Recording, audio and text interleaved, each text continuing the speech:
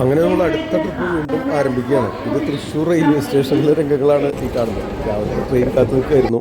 അങ്ങനെ ട്രെയിനിൽ കയറി യാത്ര തിരിച്ചു. നമ്മൾ ആദ്യം കോഴിക്കോട്ടേക്കാണ് പോകുന്നത്. കോഴിക്കോട് പോകുന്നവരെയുള്ള ട്രെയിനിൽ നിന്നുള്ള ദൃശ്യങ്ങളാണ് ഈ കാണുന്നത്. ഓരോരോ സ്റ്റേഷനുകൾ അങ്ങനെ കടന്നു പോകുന്നു. ട്രെയിൻ യാത്ര വളരെ സൗകര്യമായിട്ട് തോന്നി. നമ്മൾ ഡ്രൈവ് ചെയ്യുമ്പോൾ ഒരുപാട് ബുദ്ധിമുട്ടാണ്. ട്രെയിനിലാകുമ്പോൾ അത്തരം ടെൻഷനുകളൊന്നുമില്ല. നമ്മൾ കോഴിക്കോട് ഇറങ്ങിയിട്ട് ഒരു റെസ്റ്റോറൻറ്റിൽ കയറി ഒരു ബിരിയാണി കഴിച്ചു. അത് കഴിഞ്ഞ് വീണ്ടും റെയിൽവേ സ്റ്റേഷനിൽ കോഴിക്കോട് റെയിൽവേ സ്റ്റേഷനിൽ വന്നിട്ട് അവിടെ നിന്ന് അടുത്ത ട്രെയിനെടുത്ത് കണ്ണൂരിലേക്ക് യാത്ര ചെയ്തിരിക്കുകയാണ്. കണ്ണൂരിലേക്ക് പോകാനായിട്ട് കോഴിക്കോട് റെയിൽവേ സ്റ്റേഷനിൽ വെയിറ്റ് ചെയ്യുന്ന രംഗങ്ങളാണ് കണ്ടത്. ഇപ്പോൾ നമ്മൾ കല്ലായി പാലമൊക്കെ കാണുന്നു. കല്ലായി പുഴയൊക്കെ കണ്ടങ്ങനെ പതുക്കെ പഴയ പാട്ടുകളൊക്കെ ഓർമ്മ വരികയാണ്. അങ്ങനെ ഈ ട്രെയിനിൽ ഇരുന്നു കൊണ്ടുള്ള ഈ ദൃശ്യങ്ങളൊക്കെ കണ്ട് ആസ്വദിച്ച് വളരെ റിലാക്സ്ഡ് ആയിട്ടുള്ളൊരു യാത്ര. ഇത് വടകര എത്തി. വടകര സ്റ്റേഷൻ കഴിഞ്ഞു.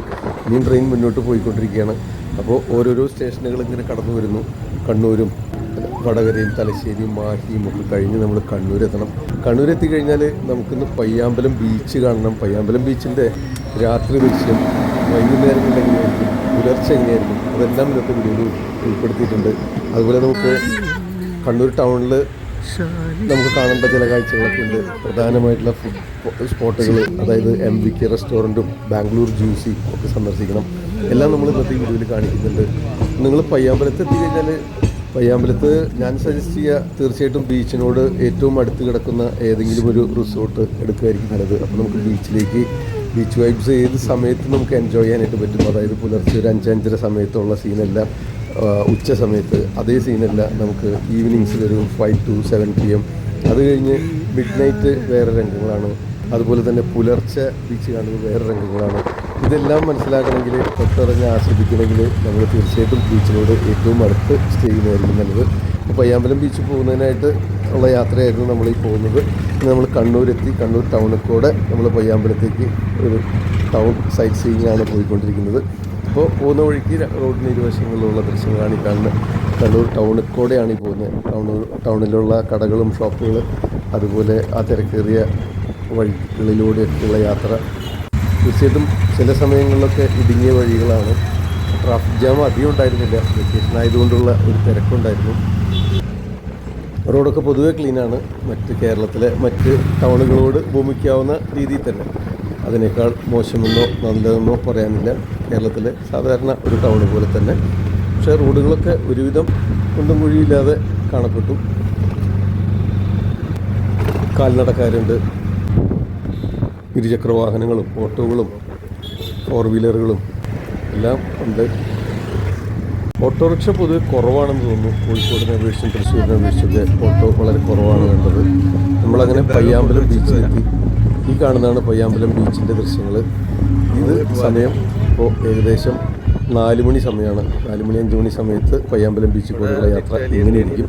ഇനി ഇതുപോലെയല്ല രാത്രി കാലങ്ങളിൽ, അതുപോലെ തന്നെ പുലർച്ചെയും വളരെ വ്യത്യസ്തമായ ദൃശ്യങ്ങളാണ് നമുക്ക് ഈ വീഡിയോയിൽ കാണാനായിട്ട് സാധിക്കും. പയ്യാമ്പലം ബീച്ച് വളരെ സേഫാണ്, നീറ്റാണ്, ക്ലീനാണ്. നമുക്ക് ഏത് സമയത്തും പോയി അവിടെ സ്പെൻഡ് ചെയ്യാനായിട്ട് സാധിക്കും. സൈഡിലൊക്കെ ധാരാളം സ്നാക്ക് ഷോപ്സ് ഉണ്ട്. ചെറിയ ചെറുകടികൾ, എണ്ണക്കടികൾ, അതുപോലെ coffee, juices, snacks, fresh juice എല്ലാം കിട്ടാനായിട്ട് സാധിക്കും. ഒരുപാട് പേര് ഫാമിലീസായിട്ടും കുട്ടികളായിട്ടും അവിടെ വ്യായാമത്തിനായിട്ടും ഈവനിങ് വാക്കിനായിട്ടും ഒക്കെ വരുന്നു. ഇതാണ് രാത്രി ദൃശ്യം. നമ്മൾ രാത്രിയിൽ ഒരു 12 മണി സമയത്ത്, 11 മണി 12 മണി സമയത്ത് ഇങ്ങനെയാണ് ബീച്ചിലെ ദൃശ്യങ്ങൾ. ഇപ്പോഴും അവിടെ ആൾക്കാർ പിരിഞ്ഞു പോയിട്ടില്ല. ഇനിയും കടൽ മറന്ന് മടങ്ങിപ്പോകാനായിട്ട് ബുദ്ധിമുട്ടുള്ളവരുണ്ടെന്ന് തോന്നുന്നു.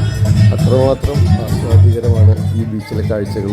അവിടെ ഒരുപാട് ഷോകളൊക്കെ നടക്കുന്നുണ്ട്. പാട്ടുകളും ഡാൻസുകളും ഏതോ ക്ലബിൻ്റെ ആഘോഷങ്ങളൊക്കെ അവിടെ ഉണ്ടായിരുന്നു ഞങ്ങൾ ചെന്ന സമയത്ത്.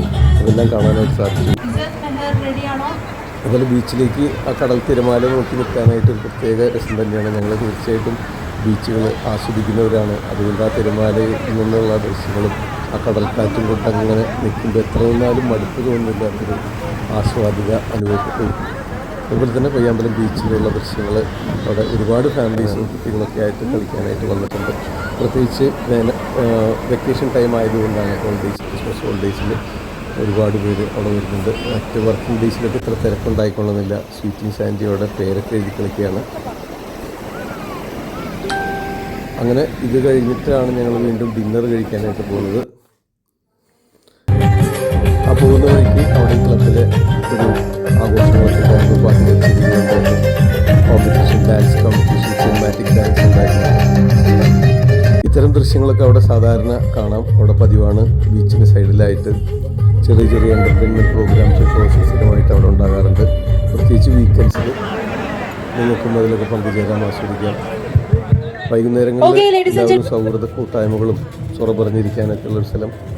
അത് കഴിഞ്ഞ് നമുക്ക് പയ്യാമ്പലം ബീച്ച് പാർക്കുണ്ട്. ആ പാർക്കിനകത്ത് ചില ദൃശ്യങ്ങളാണ് ഈ കാണുന്നത്. അങ്ങോട്ട് കടക്കാനുള്ളൊരു പാലം, അതിനകത്ത് കുട്ടികൾക്ക് കളിക്കാനായിട്ട് ചെറിയ ചെറിയ സംഗതികളൊക്കെ ഉണ്ട്. പക്ഷേ അത് മുഴുവൻ പ്രവർത്തന യോഗ്യമല്ല. ഇതാണ് പയ്യാമ്പലം ബീച്ച് പാർക്ക്. നമ്മൾ ഇവിടെ നിന്ന് നടന്ന് കണ്ണൂർ ടൗണിലേക്ക് എത്താനായിട്ട് സാധിക്കും.